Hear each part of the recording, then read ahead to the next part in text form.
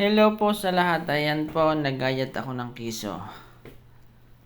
Try ko lang kung magugustuhan nyo. Baka kayo napapaibig. Ayan po, dampot na kayo. Nagtry lang akong maggayat. Tapos aking inilagay sa bandiha o plato na malaki. Ay di ako'y may naibidyo. Ayan po, sana magustuhan nyo.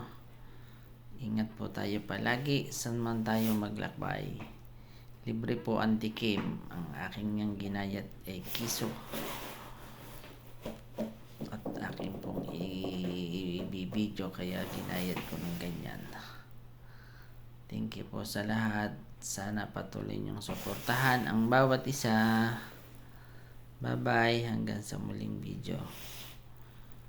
Dampot na po ang napapaibig at hindi naman po namin mauubos agad yan. Kaya kasama ang mga viewers. Ayan ang aming Bibi Carly. Kitang nadampot na. Bye bye. Love you all.